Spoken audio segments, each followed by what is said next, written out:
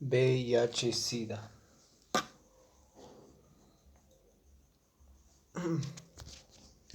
VIH-Sida. Entonces, el VIH-Sida es causante o provoca lo que se denomina SIDA. El VIH, conocemos que el VIH tiene un genoma a partir de su ARN. Entonces lo que hace este VIH es su ARN transformar a ADN vírico dentro de la célula huésped. Eh, Ahora, el estado inmunológico del paciente se determina por número de CD4, linfocitos CD4, y estas se expresan en células por milímetros cúbicos. Ahora, el estado virológico se determina por el número de copias de ARN del virus VIH. Ahora, características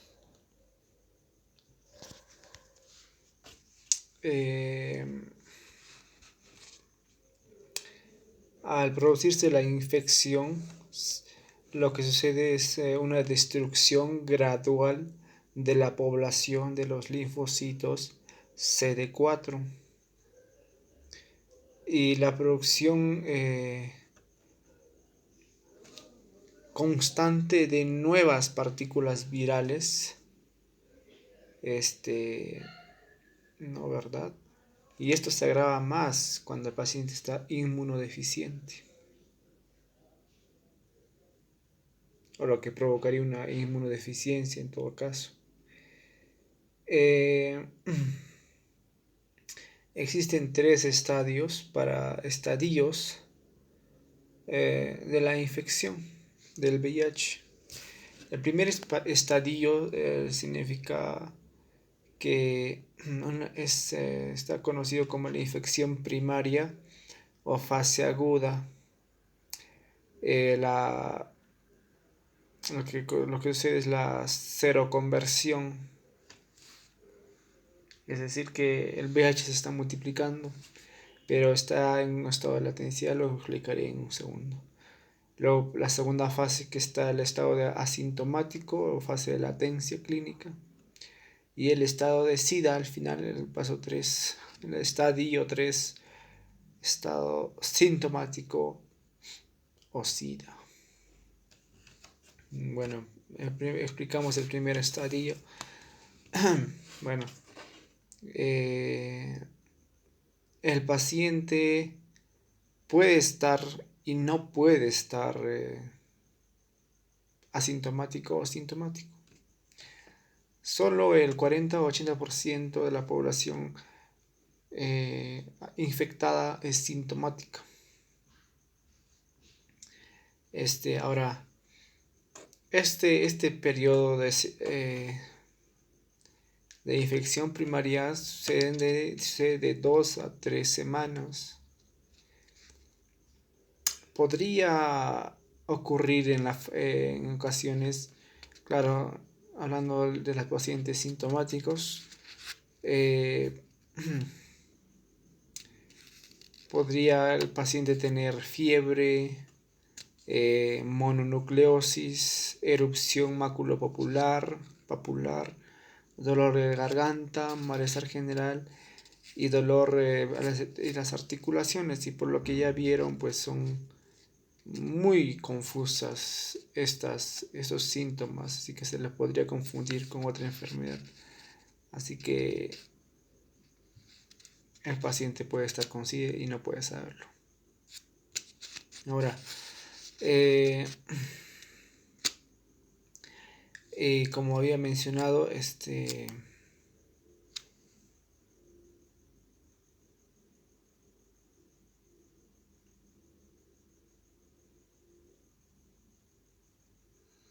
el paciente puede estar asintomático por 10 años sin saber que está con VIH. 2 a 3 semanas se desaparecen los síntomas.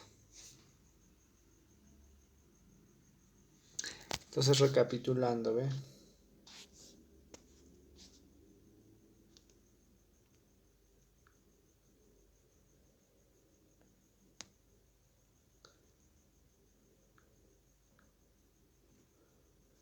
Entonces, recapitulando, está grabando. Entonces, la fase primaria o fase aguda es cuando sí hay presencia o no puede haber síntomas. En el caso de suceder síntomas, podría ocurrir fiebre, malestar general, mononucleosis, dolor de articulación, malestar general. Entonces podría ser confundida con otras enfermedades. Esto desaparece de 2 a 3 semanas. Al pasar 2 o 3 semanas, el paciente pasa a estar a un estado de asintomático y esto podría prolongarse por 10 años. Ahora, hay un término que se conoce como el periodo de ventana. ¿A qué se refiere? Pues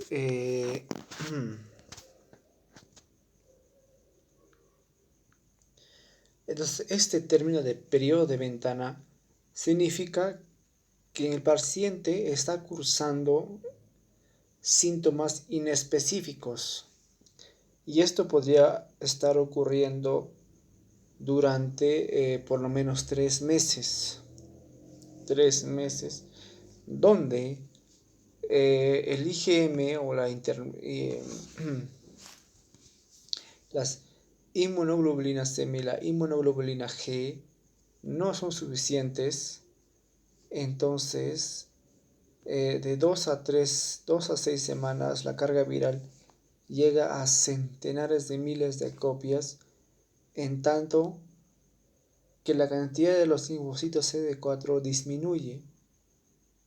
Se dice que en esta etapa de periodo de ventana sucede la mayor cantidad de transmisión de este virus. Se dice que el 30% se produce, 30% de los contagios se produce en esta etapa por VIH.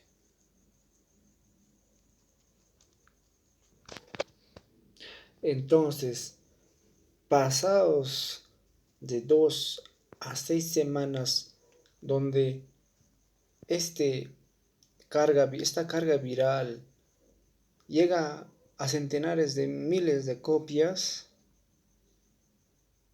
siendo desproporcionado a la cantidad de los linfocitos CD4, es a las 4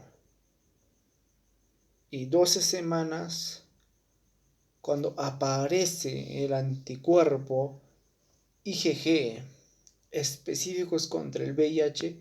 Entonces en este momento se equilibra la cantidad de linfocitos CD4 con la carga viral. Hay un equilibrio. Es mejor dicho que la respuesta inmune es superior a la carga viral. Ahora, pasado estas 6 a 12 meses, las partículas virales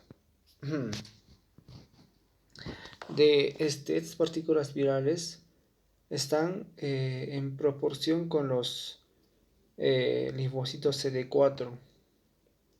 Entonces, ¿qué sucede en esta fase de las 6 a 12 meses? Las partículas virales mueren y se multiplican. De igual manera, los linfocitos CD4 son eliminados y se generan nuevos linfocitos CD4. Ahí es cuando termina el periodo de la ventana, y pasamos al siguiente estadio.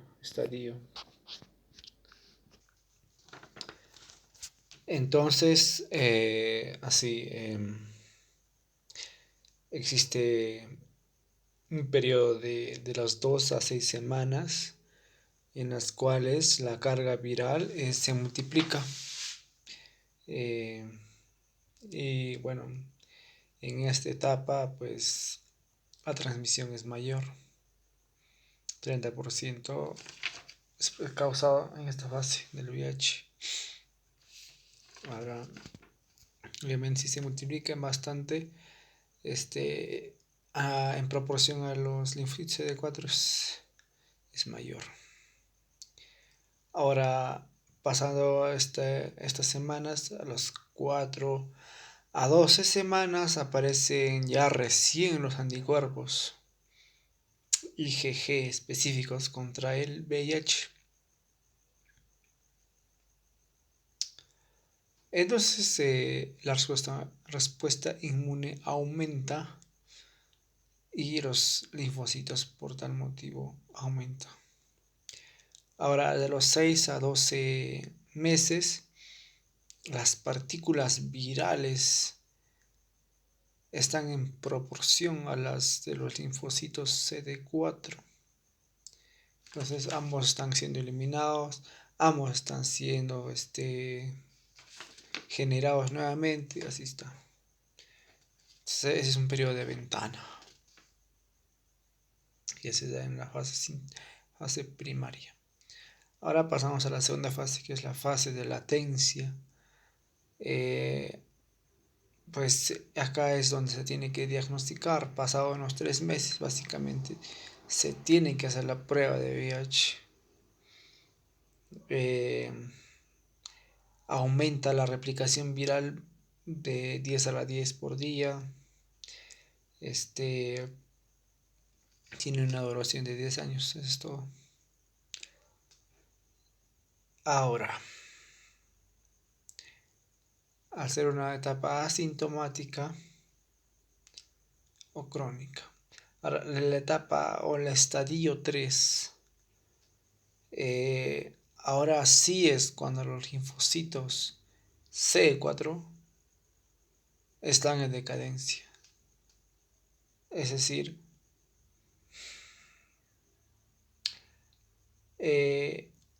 esta fase sincrónica o fase de SIDA es cuando los linfocitos CD4 están inferior a los 200 células por milímetros cúbicos.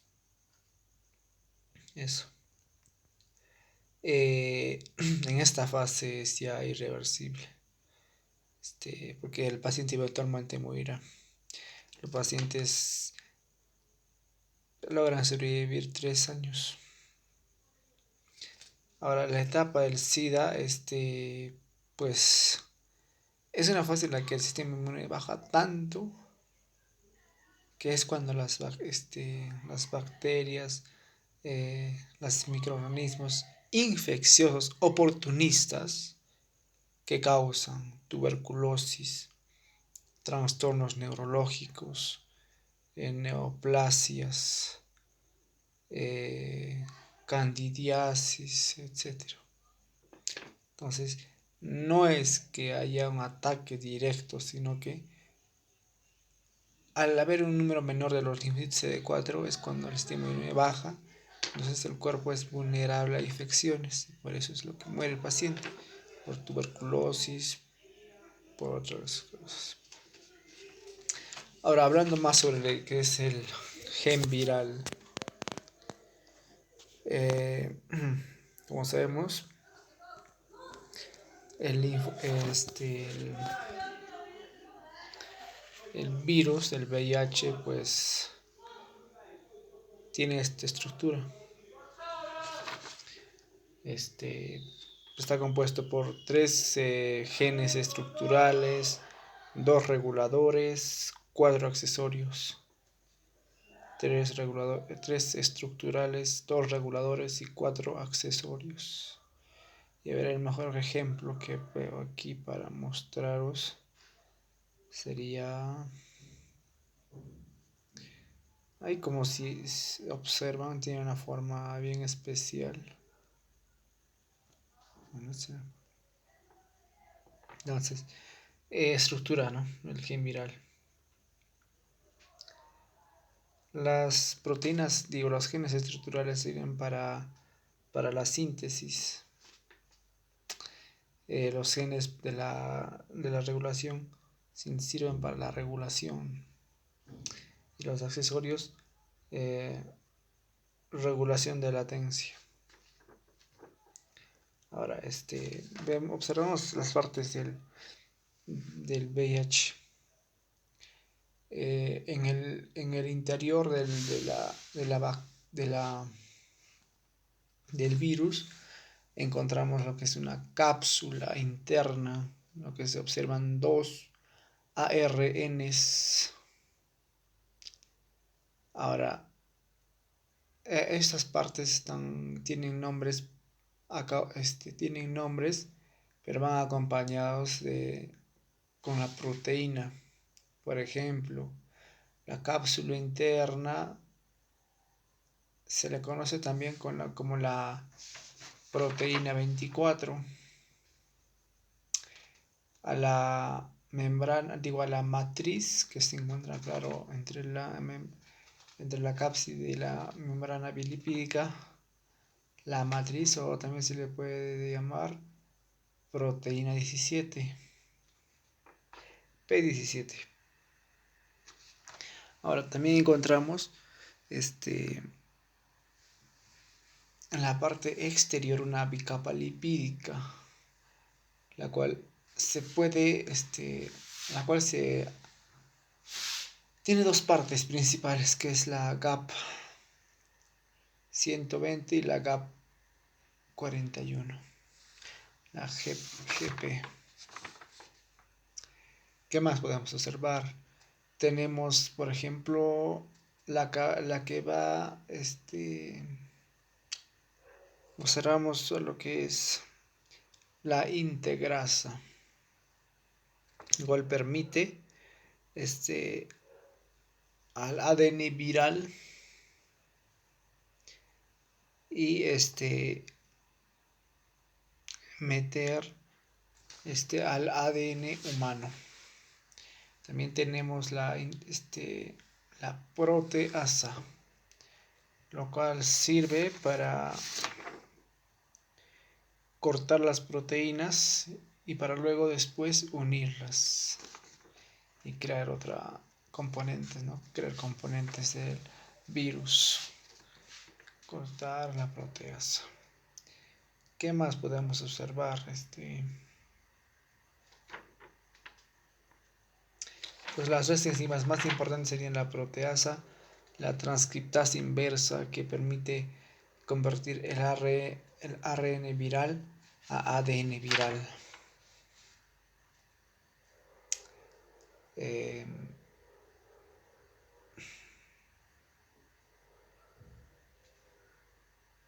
Eso. Y también tenemos un nucleocápside, o P7 o P29.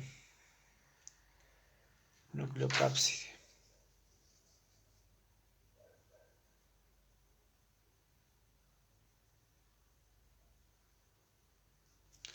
Nos queremos otra imagen más bonita. A ver. Vamos a ver la nucleocápside. Sí, como ven, los ARN están rodeados por una nucleocápside, por una cápside.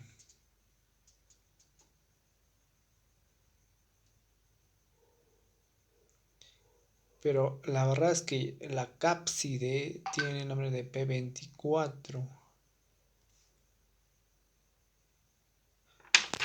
Un rato.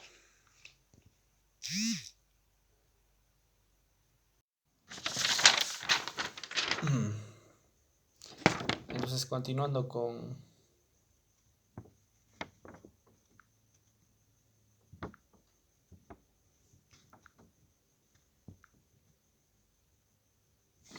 Continuando con la clasificación del VIH. La clasificación del VIH originada en África Occidental y Central por la transmisión zoonótico, es decir, de los simios. Eso dice la historia. Ahora, la hipótesis de transmisión dice que es por tres hipótesis principalmente. El proceso de caza y matanza de los primates, pues hay un consumo de carne de ellos. B, exposición directa a sangre, a fluidos, secreciones de mucosa de los animales. Segunda teoría. Y tercera, la contaminación de la vacuna oral contra la poliomielitis. Ahora, hay dos tipos de VIH, tipo 1 y tipo 2. Que la más a nivel mundial es pues la VIH-1 y la VIH-2. Eso, y como estaba explicando sobre los genes, de la estructura del gen viral. Ahora, ciclo de replicación del VIH.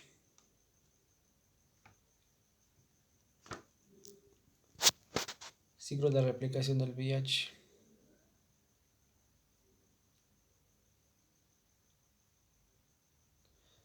El virus identifica su célula diana. Es decir, puede ser su célula diana como el TD4, los macrófagos. Ahora, el GP120 y 40 que vimos que estaba en el exterior de, del, del virus, se unen al receptor CD4 y adicionalmente necesita de los CCR5 y del CXCR4, pues donde actúa el Maraviroc, que es inhibidor de los receptores. Entonces, libera el genoma viral en el interior, el RNA, y junto con la transcriptasa inversa, cambia este RNA viral a ADN viral. Ahora, este ADN viral más una integrasa viral ingresa al núcleo a unirse al DNA humano. Al estar unido este ADN viral y ADN humano, sucede la transcripción y traducción, generación de proteínas, para la generación de proteínas. Y es entonces cuando la proteasa corta estas proteínas que han sido creadas para después, posterior, ensamblarse, unirse y formar nuevos virus. Esos nuevos virus, nuevamente en circulación, infectan a otras células. Ahora, hay dos tipos de diagnóstico, directo e indirecto. El diagnóstico directo, pues, es a través de encontrar al mismo virus. El diagnóstico indirecto es encontrar los anticuerpos, porque puede ser la inmunoglobulina G.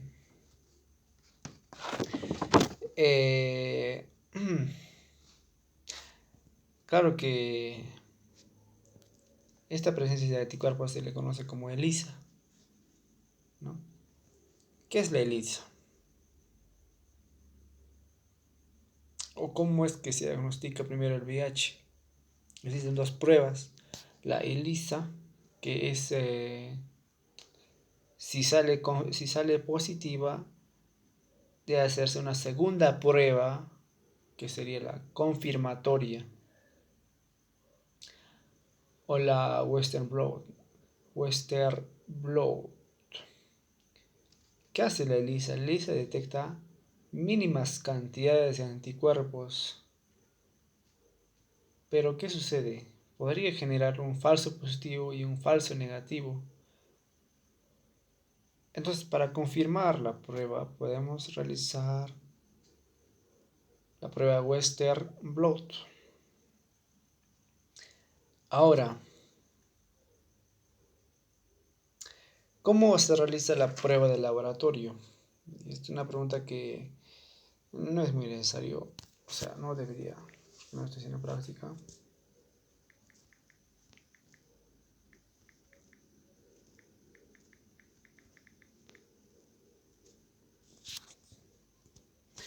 ¿Qué sucede? Primero agarramos un tubito, ¿no? Un tubito en la cual se va a encontrar sangre y suero. Este tubo, otro tubo, hablando de otro tubito, tiene que contener pegado anticuerpos en sus paredes. Anticuerpos.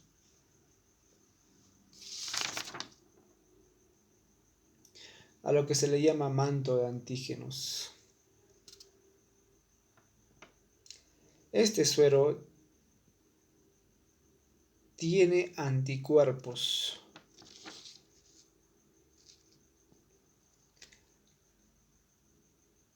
Ahora se le va a agregar agua, la lavamos, lo retiramos. No, aún no, mejor dicho no. O si dice, ¿no? Una vez que este tubo tenga anticuerpos, como se muestra en la imagen, tiene anticuerpos pegados en la superficie, es donde se va a introducir el antígeno, o sea, la muestra. O sea, recordemos que el antígeno eh, es el virus en sí. El antígeno es el virus en sí. Pues veamos. Agregamos el antígeno y una vez que agregamos, realizamos un lavado. Después del lavado, añadimos otros anticuerpos, pero que esos anticuerpos van a tener un sustrato, es decir, van a tener enzimas, lo cual se les muestra en el color amarillo. Hay un circulito amarillo que es una enzima, la cual va a reaccionar con el sustrato que le vamos a añadir una vez que nuevamente lavamos el tubito.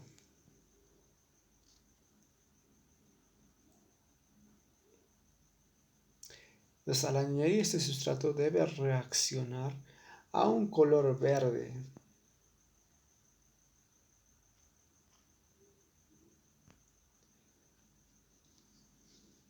A un color, digo, morado. Si es positivo, va a salir, va a tornar un color, básicamente.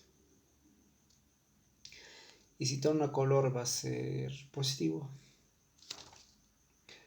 Y eso sería todo por hoy. Mañana defensa. Hay que aclarar que mientras hacía